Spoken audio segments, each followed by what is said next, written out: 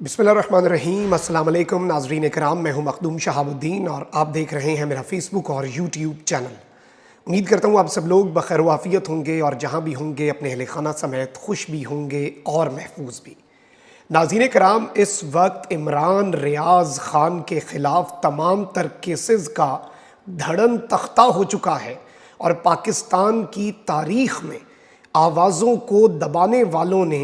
तारीख़ी सरेंडर कर दिया है। ये बहुत बड़ा सरेंडर है और ड्रामाई अंदाज में कुछ बहुत बड़े यू टर्न्स लिए गए हैं। एक जानिब बैक वक्त दो अदालती कार्रवाइयाँ चल रही थीं, एक अदालती कार्रवाई सिविल लाइन थाने के हवाले से और दूसरी हाई कोर्ट में। लेकिन अब जो यहाँ पर मामलात हुए हैं और सरकारी वकील के बयान ने किस तरह से नया पिंडोरा बॉक्स खोल दिया है, कमरा अदालत में क्या कुछ होता रहा और इमरान रियाज़ ख़ान की फतह किस तरह से हुई है और किस तरह से अब उन्हें रिहाई मिलने जा रही है और लाहौर हाई कोर्ट के अंदर किस किस का धड़म तख्ता हुआ है, ये बहुत बड़ी डेवलपमेंट्स हैं, ये अनप्रेसिडेंटेड है। और इस पूरे मामले के अंदर कुछ चीज़ें अब इस वक्त समझना बहुत ज़्यादा ज़रूरी हो चुकी हैं, क्योंकि स्क्रिप्ट राइटर्स के स्क्रिप्ट अब रद्दी की टोकरी में जा चुके हैं और ये मुकम्मल तौर पर नाकाम हुए हैं। क्योंकि आप देख लें कि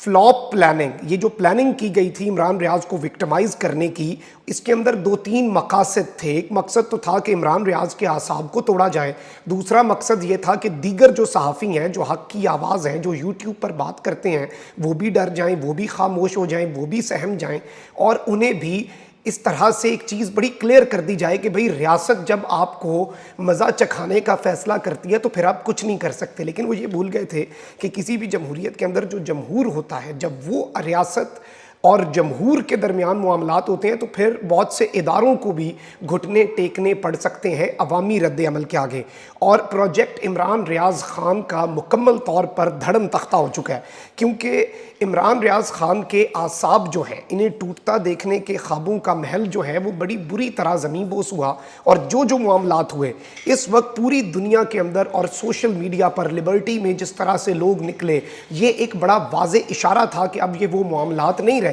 इससे पहले जिन साफ़ियों के ऊपर हमले होते थे वो भी काबिल मज़म्मत थे, लेकिन उनके लिए तो 10 बंदे इकट्ठे नहीं होते थे। इस मरतबा तो आपने अवाम का एक तूफ़ान देखा, अवाम का समंदर देखा और सोशल मीडिया और जो इलेक्ट्रॉनिक मीडिया के बाद सोशल मीडिया एक और डिजिटल मीडिया एक रिप्लेसमेंट के तौर पर आया। वो ख़बरें जो आप इलेक्ट्रॉनिक मीडिया के ऊपर, प्रिंट मीडिया के ऊपर उन्हें कंटेन कर लेते थे, सोशल मीडिया पर यूट्यूब के ज़रिए, फेसबुक के ज़रिए कुछ आवाज़ें थीं जो आपके सामने हक़ और सच की आवाज़ रख रही थीं। तो ये पूरा एक बहुत बड़ा मास्टर प्लान भी था। इमरान रियाज़ सिर्फ एक शख्स नहीं था, ये कां टंग देव की पॉलिसी थी कि एक कव्वे को मार के लटका देंगे और बाकी कव्वे जो हैं वो डर जाएंगे, सहम जाएंगे। अब इस पूरे के पूरे मामले में नाज़रीन कराम के इमरान रियाज़ ख़ान की गिरफ़्तारी का मंसूबा इतनी बुरी तरह से उलझा है कि अब इस सारे मामले में निकलने का, इमरान रियाज़ को उलझाने वाले जो हैं उन्हें इस मामले में से निकलने का रास्ता नहीं मिल रहा और इंतहाई भोंडे तरीके से, इंतहाई अजीबो गरीब तरीके से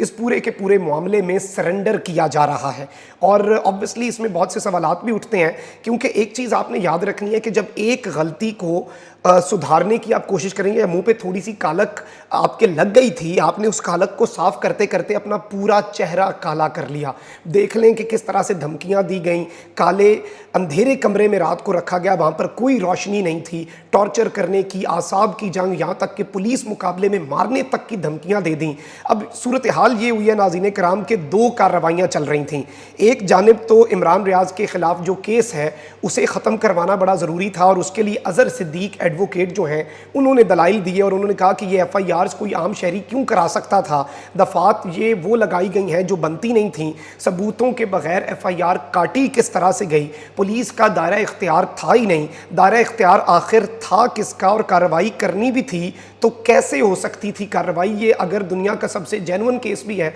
तो ये इस तरह का इस तरह से इमरान रियाज को पकड़ना बनता ही नहीं था। इस सब के अंदर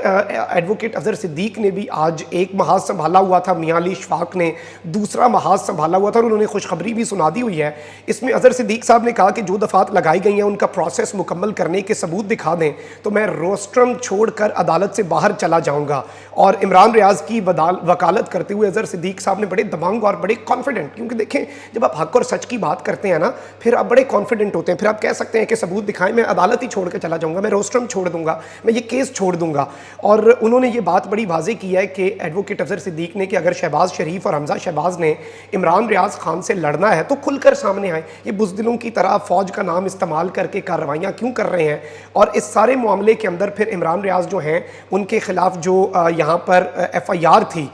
थाना सिविल लाइंस के हवाले से दर्ज केस ख़त्म कराने के लिए वो कोशां रहे और ऑब्वियसली कि इस केस को बाद में क्वैश भी कर दिया गया, यानी कि इस केस को इमरान रियाज के हवाले से जो था उसे ख़त्म कर दिया गया। जबकि दूसरी जानिब एडवोकेट जो है इमरान रियाज के मियां अली इशफाक और एडवोकेट जनरल पंजाब तक को लाहौर हाई कोर्ट ने तलब किया। जस्टिस नजफी जो हैं वो यहाँ पर ये कार्रवाई सुन रहे थे, अदालत की समात, और तकरीबन मेरी इतलात के मुताबिक जस्टिस अली बाकर नजफी ये वही हैं जिन्होंने मॉडल टाउन केस का बड़ा तारीखी फैसला भी दिया था। और इस वक्त लाहौर हाई कोर्ट से कोई ज़्यादा उम्मीदें वैसे अगर हम बात करें तो नहीं रखी जाती, लेकिन अब लाहौर हाई कोर्ट के हवाले से भी बात नहीं है क्योंकि असल सरेंडर तो इस वक्त हमजा शहबाज और शहबाज शरीफ की हुकूमत ने किया है। और इस वक्त इतलात ये हैं कि एडवोकेट जनरल पंजाब शहजाद शौकत और इमरान रियाज के वकील मियां अली इशफाक 30 मिनट तक जस्टिस बाकर अली नजफी के चैम्बर में मौजूद रहने के बाद बाहर आए। बहुत सी चीज़ें वहाँ पर, जाहिर बात है चैम्बर में मसले जब जाते हैं तो बहुत से मामलात के ऊपर सेटलमेंट होती है। और एक जानिब तो ब्रेकिंग न्यूज़ यही है कि इमरान रियाज के ख़िलाफ़ थाना सिविल लाइंस वाला केस जो है वो ख़त्म हो गया है और एडवोकेट पंजाब जो हैं, अब जो जाहिर बात है पंजाब की गवर्नमेंट को रिप्रेजेंट कर रहे हैं, उन्होंने एक बड़ी दिलचस्प बात कह दी है। उन्होंने कहा है कि इमरान रियाज जो हैं उनके रिहाई के ऊपर हमें कोई एतराज़ नहीं है, वो अगर ईद जो है वो अपने अहले खाना के साथ करना चाहते हैं, हमें उसके ऊपर भी कोई इश्यूज़ नहीं है, हम इस मामले के ऊपर तैयार हैं और हम मुकम्मल तौर पे इस चीज़ को हम सपोर्ट कर रहे हैं। अब इस सारे मामले में इतलात यही है कि एडवोकेट जनरल पंजाब अब ये क्यों कह रहे हैं कि इमरान रियाज की रिहाई पर हमें कोई एतराज़ नहीं, जबकि पूरी हुकूमत 6 प्रेस कॉन्फ्रेंसेस इस गिरफ्तारी के हक़ में ऑलरेडी कर चुकी है। और इस पूरे के पूरे मामले में इत्तलात यही हैं कि एक जानिब आप लोग इन्हें डिफेंड कर रहे थे, आप लोग लगातार इस पूरी सिचुएशन को अगर हम एनालाइज कर लें कि 6 हुकूमती प्रेस कॉन्फ्रेंसेज हो रही थी, पूरे का पूरा स्टेट था मुद्दई, हर मुकदमे में गायब होता था, सरकारी वकील इमरान रियाज के ख़िलाफ़ जो दलाइल हैं वो देते थे, तो ये सारा मामला था। राणा सनाउल्लाह डिफेंड कर रहा है जी, ये सारे आकर मलिक अहमद ख़ान से लेके जो जिसका मुंह आता है दिन में 6 प्रेस कॉन्फ्रेंसें करके ये इमरान रियाज की गिरफ्तारी को डिफेंड कर रहे थे कि जी बिल्कुल ठीक किया है, रियासत मुखालिफ हो चुके हैं, मुल्क मुखालिफ हो चुके हैं, इदारों पर हमले कर रहे हैं, फलां कर रहे हैं, ढिमकां कर रहे हैं। तो अचानक ये 180 डिग्री का जो टर्न है ये क्यों लिया गया है और किस तरह से लिया गया है। इस सब के अंदर इमरान रियाज के जो वकील है मियां अली इशफाक, उन्होंने खुशखबरी सुना दी है और उन्होंने ये कहा है कि ईद अपनों के साथ मनाएंगे, अभी मुकदमात जिस जगह हैं वहां पर उसी जगह ये मुकदमात फ्रीज हो जाएंगे, यानी कि मुकम्मल रिलीफ तो नहीं है लेकिन ये एक बहुत बड़ा रिलीफ है, ये बहुत बड़ा सरेंडर है। इसमें अदालत का फैसला सेकेंडरी हो जाता है जब जो मुद्दई है जो कि पंजाब हुकूमत थी और एडवोकेट जनरल पंजाब है, उन्होंने जब कह दिया कि हम इस पूरे मामले के अंदर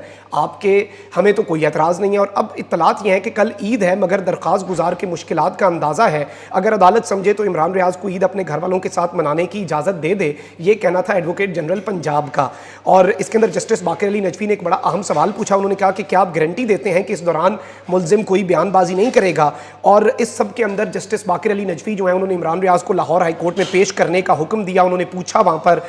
कि कितनी देर में उन्हें पेश कर दिया जाएगा, इसके ऊपर जवाब यही आया कि तकरीबन 45 मिनट के अंदर उन्हें पेश कर दिया जाएगा। अब मामला यही है कि अवामी दबाव काम कर गया है, चीख चिल्लाकर इमरान रियाज खान के खिलाफ जो प्रेस कॉन्फ्रेंसेज हो रही थी और हुकूमत जो है वो शेर बनी हुई थी वो अब भीगी बिल्ली बन चुकी है। और उन्होंने आज 5वें दिन इमरान रियाज के आसाब ने जवाब नहीं दिया, लेकिन इस वक्त इम्पोर्टेड सरकार ने और उनके आसाब ने जवाब दे दिया है और कहते हैं कि बिल्कुल इस पूरे के पूरे मामले के ऊपर इत्तलात हमें यही मौसूल हो रही हैं कि जो नामालूम या मालूम लोग थे उनका धड़म तख्ता हुआ है। और आज एक चीज़ बड़ी वाज़ेह हो चुकी है कि जब आप आवाम के दिलों की बात करते हैं, जब आप हक और सच की बात करते हैं, फिर आवाम आपको आपकी ताकत बनती है। वो आपकी आवाज़ था, आप उसकी आवाज़ बने। और आज आपका प्रेशर, ओवरसीज़ पाकिस्तानियों ने जो सोशल मीडिया पर आवाज़ उठाई, जो लोग बाहर निकले बच्चों को, फैमिलीज़ को लेकर, उन्होंने ये मैसेज दे दिया है उन तमाम तर हलकों को, उन तमाम तर इदारों को कि भाईजान मामलात ऐसे नहीं अब चलेंगे, और जो हक और सच की आवाज़ बनेगा उसके साथ अवाम भी खड़ी होगी, और उसका धड़न तख्ता करना इतना आसान नहीं होगा जितना आसान आप इसे समझ रहे हैं। और ये सूरत हाल अब इसी तरह से आप देखें कि ये मुकदमात में आप फिर कर लें, जितने मर्जी कर लें, हर चीज़ में नाकाम हुए। जो जो आपके एम्स एंड ऑब्जेक्टिव्स थे, एक भी नहीं हासिल किया, बल्कि आपको यू टर्न लेना पड़ा। और इस सारे मामले में 100 प्याज और 100 जूते इस वक्त मुकद्दर बने। अपना बहुत ख्याल रखें। अल्लाह निगहबान। पाकिस्तान जिंदाबाद।